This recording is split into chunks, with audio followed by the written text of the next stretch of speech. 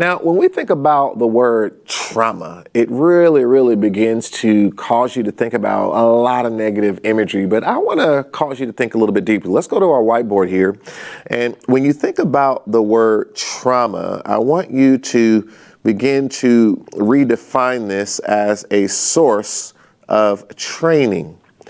Now, when we think about trauma, I want you to consider for a minute that probably all of us have at least one thing that we can think of that was very traumatic, something that we really wish we didn't have to go through. That's, probably true for most people. But I want you to understand that trauma is really a source of training. And when you understand that, you'll really see the beauties of trauma. Now, don't get me wrong. A lot of traumatic things that I've been through, watching my mom go through domestic violence, going through a lot of situations that a lot of things a young kid shouldn't have to see. There's so many things that I went through that I wish was different. But did you know, in that trauma was some of the greatest training that I ever received. And there's nothing like real life, right? There's nothing like real things that impact you. Even a good trainer is someone who can impact their audience. They can impact their thoughts, impact their emotions, cause them to feel their words. Well, when life begins to, give you certain things, right? You start to experience certain things, from life. There's a source of training that I want you to really understand that is so important. 3 things I want to share with you that I've found to be so powerful about trauma. So let's talk about it. So when we talk about the training of trauma. So one of the things I want to bring up about the training of trauma. So one thing that is so important is resilience.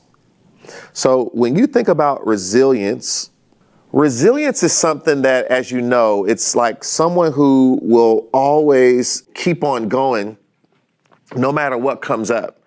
And resilience is like that ability to not quit, not give up. And it's something about trauma that will cause you to develop a sense of resilience, because when trauma comes about, a lot of times you want it to be over. And because that trauma is not over and you still have to deal with it, you start to learn and develop a muscle of resilience where you're able to keep going, to keep fighting, right? So resilience, think about it this way: to keep going despite how you feel. And this is major, right? Because there's so many things that we're going to feel in life that aren't good. So resilience teaches you, this skill set that when I don't feel up to it, when I don't feel good, when I feel afraid, when I feel defeated, when I feel overwhelmed, I still can keep going, right? So this is a very critical one. Now, let's go to another one here. So that was resilience. But another one here I want to talk to you about is empathy. And empathy, when you think about empathy, it's really the ability to feel people or situations. And when I say feel people or situations, that you can feel it as if you're in it, because you really can relate. I would say the ability to feel people or situations from a relatable experience. So if you had some sort of relatable experience, you don't have sympathy, which means I feel sorry for you. You have empathy, which means I feel you. I feel what you're going through. So trauma teaches you how to have that, which is such a powerful thing. Because when you have empathy, it allows you to be a better leader, because people want to follow people who can feel them, right? It allows you to discern problems better. It allows you to be able to have better relationships. A big problem with relationships is people not really feeling one another, talking at each other, not to each other, not understanding, not hearing, not listening, not being able to feel what a person really means. Empathy, it begins to give you that. So this is another very powerful thing. Now, thirdly, so a third one here that is very important is trauma begins to train you about having perspective. So when you think about perspective, you begin to learn how to focus on what truly matters. Find the good to survive. So when you're going through trauma, you have to find the good to survive. You got to find a way to focus on what really matters. There's some people who are in some very traumatic situations, and they literally, their life was on the line, and they had to figure out how to keep their mind off of where they were really at and what was really going on and think about something positive. They had to force themselves to do that.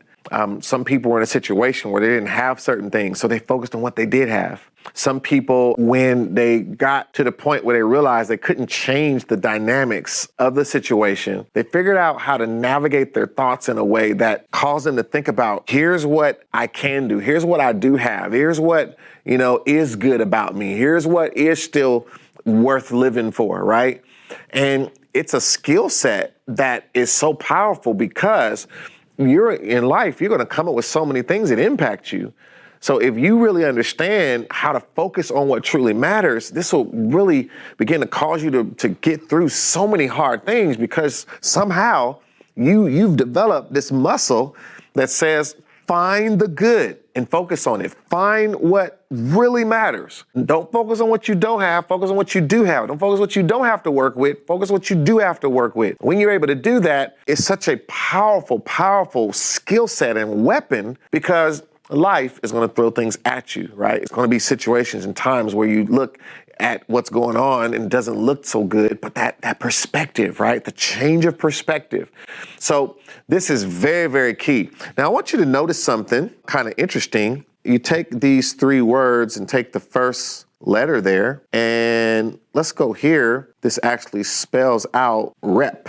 And what I kind of like about this is, in a sense, this is a short acronym for representative. And this brings me to one last thing I want to tell you about coming through trauma. One of the most powerful things about trauma is that trauma also is able to heal trauma. Now, how can trauma heal trauma? Because when you come through trauma and you become a representative of that victory, sometimes the only person that someone who's been through trauma is able to hear from and listen to is someone that they know relates to their trauma. They become a representative of the trauma, which allows them to listen to their advice about trauma. So we can truly become a representative when we learn how to go through trauma the right way. And so I want to encourage you, no matter what you've come through, no matter what has hurt you, no matter what you've ever been through that you wish didn't happen, if you can understand that there's a beauty in this, find that resilient spirit that has been created because of it, to find the empathy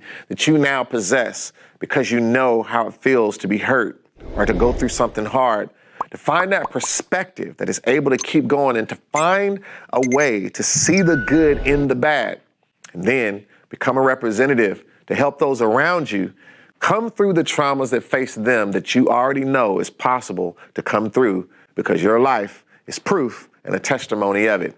I'm Michael E. Parker. This is URCO, and I hope this has been a benefit to you. Make sure you continue to be the CEO of your life and don't let any trauma cause you to actually stop moving forward. Get the training from the trauma so that now you become a stronger individual that can face the issues of life. Until next time, I'll see you soon.